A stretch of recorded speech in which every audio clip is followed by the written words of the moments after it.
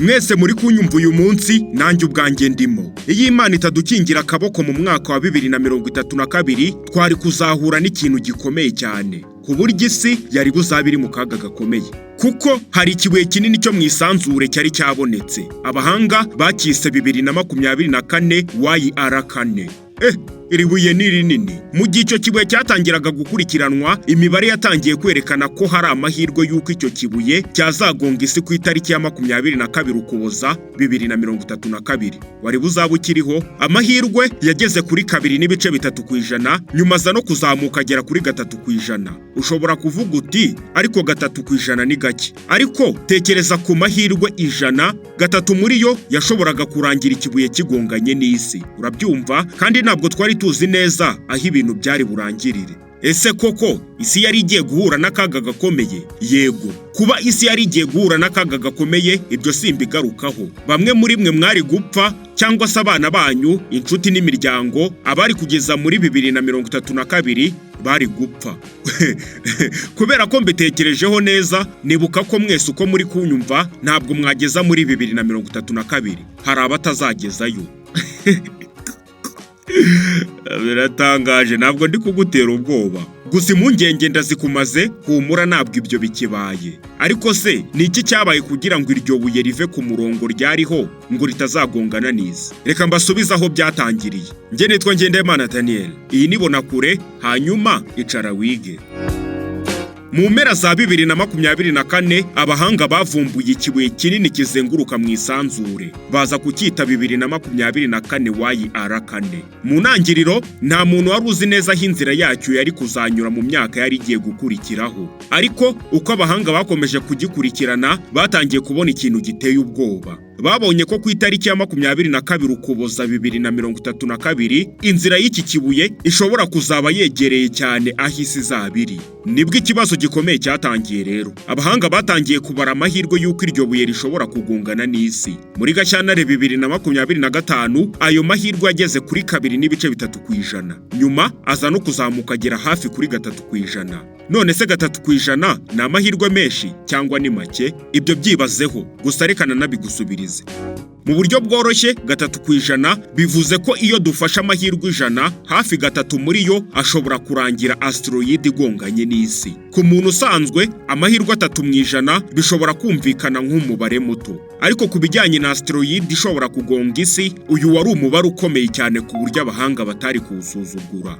Nawe ubwawe uri kunyumva ntabwo ukwiye kuwusuzugura. Nimba ikintu abahanga batagisuzugura, urindeho kugisuzugura. Reka twikomereze. Ikindi cyatumaga abantu babyitondera ni ubunini bw'iki kibuye. Ryari rifite ubunini bugera hafi kuri metero 60. Urabyumva? Ryari rinini mwabantu mwe.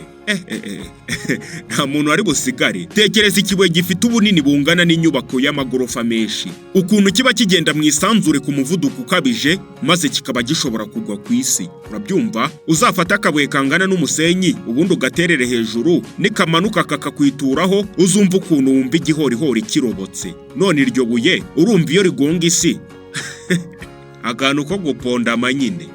Hanyuma iyo asteroid ingana ityo iza kugonga ahantu hatuwe, yari gutera isenyuka ikanangiza bikomeye cyane agace yari bugwemo.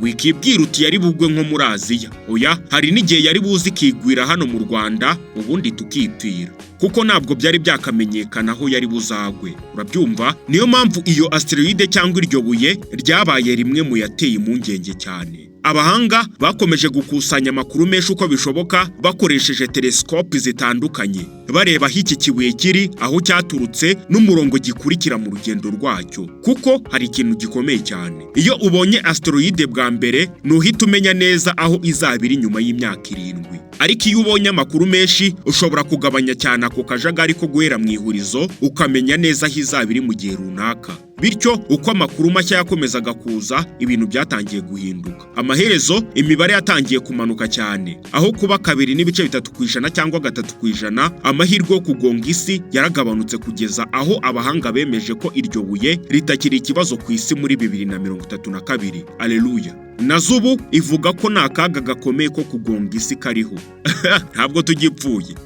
Iyo wumvise ko amahirwe yo kugonga isi yavuye kuri 2.3% akagera hafi kuri 0, ushobora kwibaza uti ni iki cyatumye iryo buye rihindura umurongo? Igisubizo ni uko iryo buye ritahinduye umurongo waryo. Umva uko byagenze. Ikibazo cyari uko igihe ibuye ryavumburwaga, abahanga ntabwo bari bazi neza aho ryari kuzaba riri nyuma y'imyaka 7. Urugero kugira ngo ubyumve neza, reba kwa kundi ureba umuntu ari kure yawe ari kuza gusanga ariko utamureba neza. Ushobora kuvuga uti ashobora kunyura iburyo cyangwa ibumoso, ariko uko agenda gusatira ugenda umenya neza inzira ari kwerekezamo, niba ari iburyo cyangwa ibumoso. Niko byagenze kuri iryo buye rero. Abahanga bakomeje kurifotora no gukusanya amakuru mashya. Buri bugenzuzi bwakorwaga bwafashaga kumenya neza aho rigeze, umuvuduko waryo n'inzira ryakurikizaga. Iyo babishyiraga muri mudasobwa yaberekaga ko iryo buye ryashoboraga kuzahura n'isi mu mwaka wa 2032.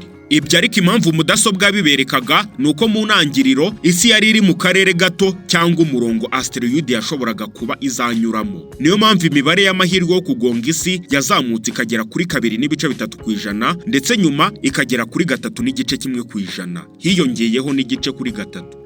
Kwari dupfuye. Ariko uko amakuru menshi yakomezaga kuboneka, byagaragaye ko isi itari mu murongo iyo asteroid yari irimo, kugeza ubwo byagaragaye neza ko isi iri hanze y'inzira zishoboka ko iyo asteroid yari kunyuramo. Icyo gihe nibwo amahirwe yo kugonga isi yatangiye kugwa cyane, kugeza ubwo aka kaga gakomeye byarangiye kavanweho. Hano abasenga Imana bashobora kuvuga bati ni igitangaza cy'Imana kuba isi nyuma byaraje kugaragara ko yavuye ku murongo iryo buye ryari kunyuramo. Gusa mu buryo buri scientifique nakubwiye uko byagenze, ntuzanemo indi mibare, sibyo? Ariko tukivuga Imana, reka twibaze n'iki kibazo. None se kugira ngo amahirwe y'uko iryo buye ryari buzagongane n'isi, umuntu yaba yarabigizemo uruhare ngo isi nizagongane n'iryo buye? Igisubizo ni hoya, vuba vuba. Ni ukuvuga ngo umuntu niyarokoye isi ngo asunike asteroid ijya ahandi. Ahubwo abahanga barayikurikiranye, barayipima, babara neza inzira yayo, maze basanga yari kuzanyura kure y'isi. Abahanga bagize uruhare mu kurimenya no kumenya neza aho rizanyura bakoresheje teleskopi zo ku isi. Kandi ibyo nibyo bituma iyi nkuru ishimisha cyane. Isi ntiyarokotse kuko asteroid yahinduye inzira. Yarokotse kuko abahanga babonye neza ko inzira yayo itazayihuza n'isi. Mu yandi magambo, nta kaboko k'umuntu kagiyemo ngo iryo buye rihindura inzira. Oya, abahanga icyo babonye nuko babonye ko bari baribeshye, iyo asteroid iri kure y'umurongo w'isi. Ibyo birasobanutse. Reka noneho nibaze kino kibazo bwanjye. Ese bibaye ngombwa ko ibuye riri mu murongo w'isi bya nyabyo hatabayeho kwibeshya? Ese iryo buye hari icyo abahanga barikoraho cyangwa ryaza rikadusya? Reka nisubize iki kibazo kandi nawe wumvireho. Nkuko mbikesha inyandiko n'ubushakashatsi bwa NASA, abahanga bamenye hakiri kare ko asteroid iri ku murongo uzayijyana ku isi, hari icyo bashobora kugerageza gukora. Ariko si ukuvuga ko buri asteroid bayihindurira inzira byanze bikunze. Uzi impamvu? Uburyo bwageragejwe neza kugeza ubu ni ukohereza icyogajuru kikagongana na asteroid ku muvuduko ukomeye kugira ngo kiyihindurire umuvuduko n'inzira ho gato. Ubu buryo bwitwa kinetic impact. NASA yabigerageje mu butumwa bwa DART muri 2022. Igongesha icyogajuru kuri asteroid Dimorphos, maze orbit yayo ihinduka ku buryo bupimika. Nimvuga orbit, abo duhorana umunsi ku munsi, nizere ko mumaze kubisobanukirwa bihagije, sibyo? Reka nkomeze noneho. Ubundi ikintu cy'ingenzi ni igihe. Niba asteroid tuyibonye hakiri kare imyaka myinshi mbere y'uko isatira isi, kuyisunikaho gato bishobora kuba bihagije. Urugero, niba tuyihinduriye umuvuduko muto cyane ariko ikagira imyaka myinshi yo gukomeza urugendo, ako gace gato kayihindutseho gashobora gutuma aho yari kunyura ku isi hatandukana cyane n'aho yari kugera mbere. NASA ivuga ko DART yerekanye ko ubu buryo bushobora kuba uburyo bwo kurinda isi mu gihe habonetse uburyo asteroid iri mu nzira yo kugongana n'isi. DART nakubwiye ko ari gahunda yo kohereza icyogajuru kimeze nk'igisasu kigasekura iryo buye, bityo rigahindura icyerekezo ho gato. Mu buryo bworoshye wakibaza uti, iyo iryo buye riza kuba koko riri ku murongo ugana ku isi, abantu bari kurebera gusa? Oya, iyo asteroid ibonetse hakiri kare, abahanga bashobora kugerageza kuyihindurira inzira. NASA yamaze no kubigerageza mu butumwa bwa DART, aho icyogajuru cyagonganye na asteroid maze gihindura uko yagendaga. Igitekerezo ni ukuyisunikaho gato ku buryo uko imyaka ishira iyo mpinduka no izatuma inyura kure y'isi. Ariko iyo asteroid yabonetse hasigaye igihe gito cyane, kuyihagarika cyangwa kuyihindurira inzira biba ari ikibazo gikomeye cyane. Ariko inkuru y'uko iryo buye ryari kugonga isi ntiyahise irangiriraho. Mu gihe ibyago byo kugonga isi byari bimaze gukurwaho, hari hasigaye ikindi kibazo: ukwezi. Urabyumva? Hari igihe imibare yerekanaga ko iryo buye rishobora kuzagongana n'ukwezi ku itariki ya 22 Ukuboza 2032 nk'uko byari kugenda ku isi. Ayo mahirwe yigeze kugera hafi kuri 4%. Ni ukuvuga bikimara kugaragara ko iryo buye ritari kugonga isi, amahirwe y'uko ryari buzagonga ukwezi yo yahise agera kuri 4.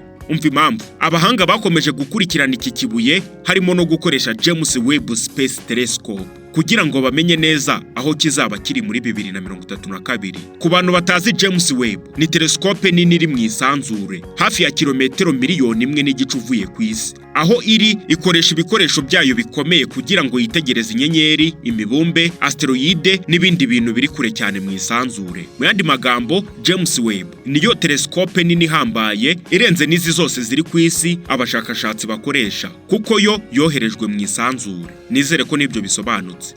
Hanyuma muri 2026 amakuru mashya yagaragaye, NASA yatangaje ko ubugenzuzi bushya bwakozwe na James Webb bwagaragaje ko imibare y'inzira y'iki kibuye igaragaza ko kugonga ukwezi bitazakunda, kuko nako ntabwo kuri mu nzira y'iribuye. Bityo rero icyo abantu batinyaga mu ntangiriro za 2025 ntabwo kizaba. Mu yandi magambo, imitima yanyu noneho niruhuke, isi ntabwo izagongwa n'ibuye muri 2032. Nanjye ndi gukora iki cyegeranyo umutima wari wakutse pe. Ubu se nsoreje hano mwandenganya? Ntabwo mwandenganya. Nge nitwa Ngendahimana Daniel, duhorane kuri Bonakure.